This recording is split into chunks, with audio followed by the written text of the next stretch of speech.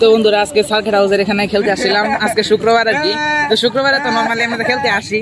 তো খেলার পরে যে সময় আমি এই যে ময়মনসিংহের ঈদগাহ মাঠের দিক দিয়ে হাইটটা যাইতেছিলাম, তো পুকুর দেখে আর কি, এমনিতে আমার পুকুরের মধ্যে একটা এডিকশন আছে, তো পুকুর দেখে আমি আর কি লোভ সামলাইতে পারি নাই, তো নামে পড়লাম আর কি। সবাই এখানে গোসল করতেছে, সবাইকে দেখে আর কি আরো ইন্সপায়ার। তুমি কতক্ষণ ধরে আসো এনে? 2 ঘন্টা রেগুলার করো? শুক্রবারে মাঝে মাঝে করে, আমি এই প্রথম নামলাম এটা।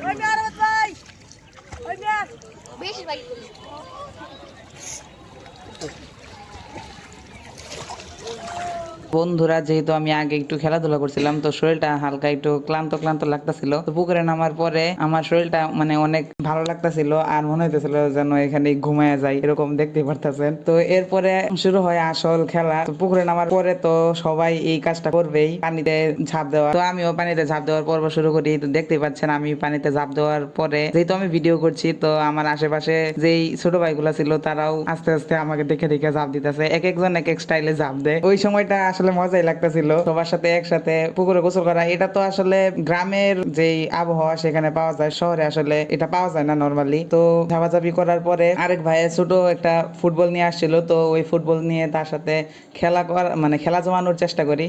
তো ওই সময় একটা কাণ্ড ঘটে, আমি একটু পানি খাইয়ে ফেলি আর কি।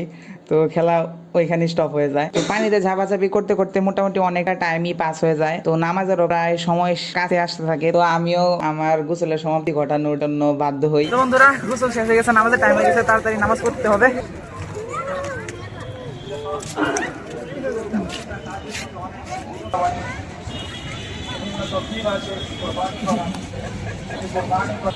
তো বন্ধুরা গোসল করার পরে এখন নামাজের টাইম হয়ে গেছে। ঈদগাহ মাঠের মধ্যে আমি প্রথম নামাজ পড়তে আসছি, একটা আলাদা একটা ফিলিংস কাজ করতেছে। এখন উঁচু করে মসজিদে ঢুকে পড়বো।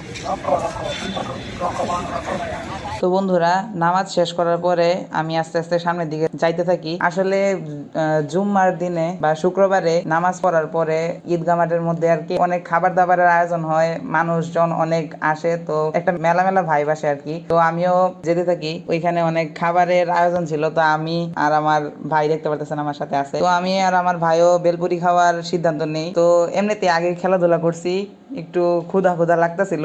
তো এই যে মামা একটু দিতে দেরি করতেছে, দেখতে পারতেছেন আমার তো অবস্থা খারাপ। তো এরপরে দেখি যে মাঠের মধ্যে আসলে অনেকজনে জায়নামাজ বিছায়া, তারপরে মানে একটা পিকনিকের মতো আর কি তারা বসে আছে। তো আমিও চিন্তা করলাম যে তাদের সাথে শরিক হই, একটু পিকনিক পিকনিক ভাইব নেই। এই যে দেখতে পাচ্ছেন আমিও গিয়ে মাঠের মধ্যে বসে পড়ি। তো এভাবেই আমার দিনটা কাটে, আর আরেকটা ভ্লগও বানিয়ে ফেলি। তো ব্লগটা যদি আপনাদের ভালো লাগে তাহলে লাইক করে দেবেন, আর নেক্সট ভিডিওর জন্য ওয়েট করবেন।